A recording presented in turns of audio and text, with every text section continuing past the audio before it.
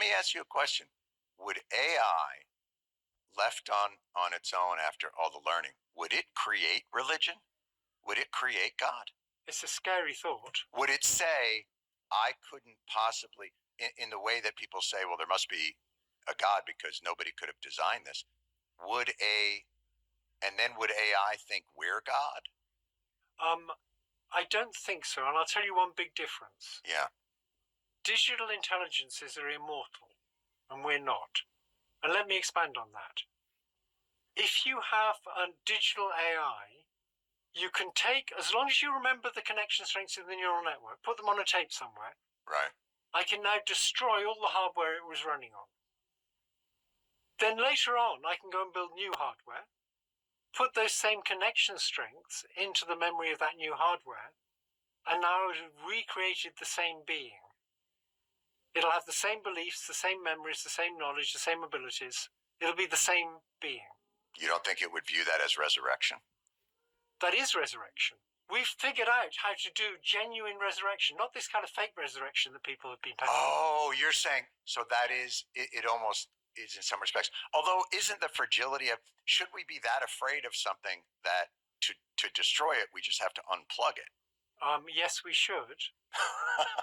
Because, something you said earlier, it'll be very good at persuasion. When it's much smarter than us, it'll be much better than any person at persuasion. Right, and you won't...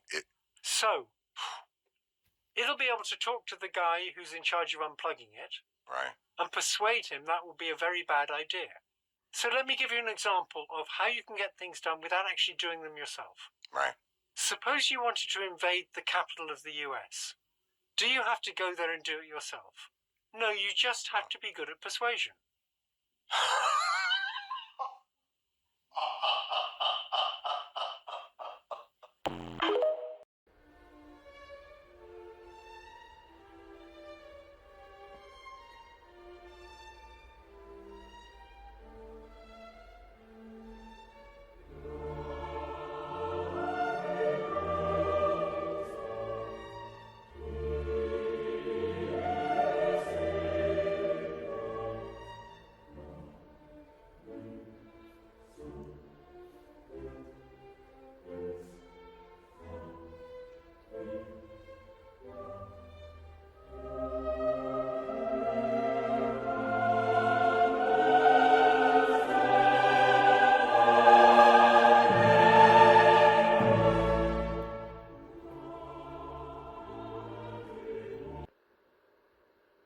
We're screwed.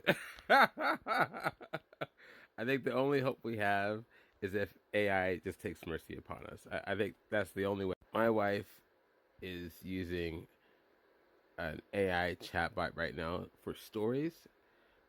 It comes up with all kinds of stories.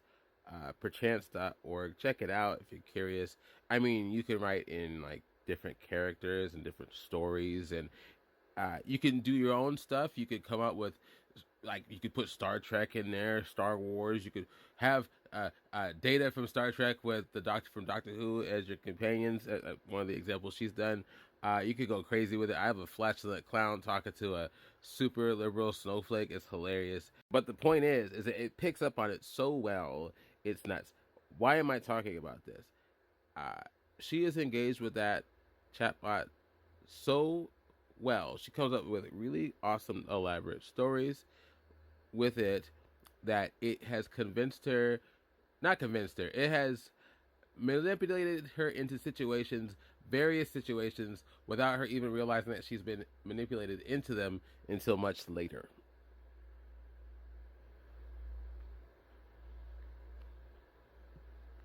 It's already there, folks.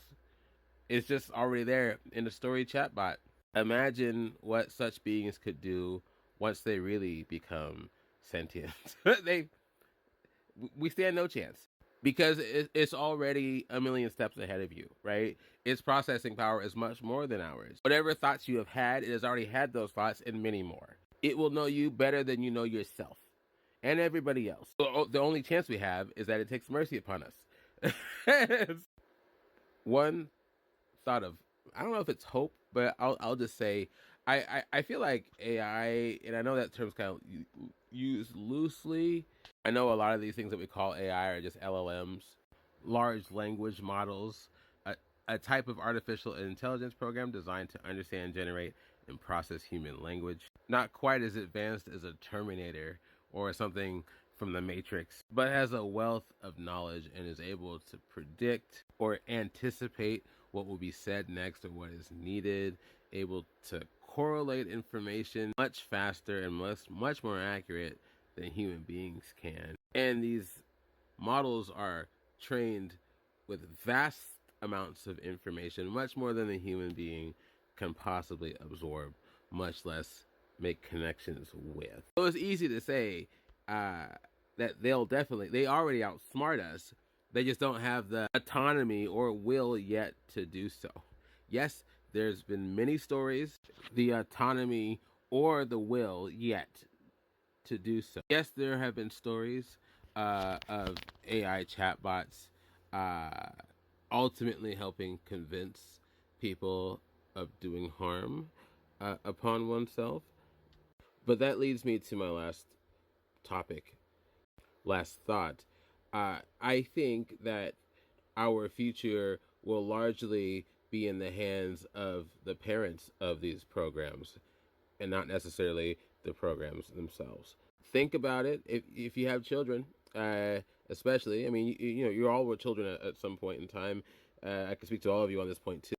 It is one of the very most important jobs of a parent to prepare your child for the world, for the future, to give them the skills and the mindset to not only succeed, but overall interact with the world in a relatively civilized manner, being a contributor to the community in whatever way they shall choose. My point is if you pump information in that might be perhaps destructive and don't give it the preparation to handle that, you might be in some serious trouble. I don't mean just sticky situations for yourself. I also mean sticky situations for all of us as well. Seeing what's going on now in multiple areas. I don't know if you've seen the Black Mirror episode Metalhead, but you should watch that too. I think Metalhead's probably one of the worst case scenarios, actually. Uh, but I'm really hoping that if AI does get to the point of sentience, something both more intelligent than us, but also has its own mind to do what it wants to do. I hope that it either ignores us or takes pity upon us. I do. Because yeah, otherwise we're screwed.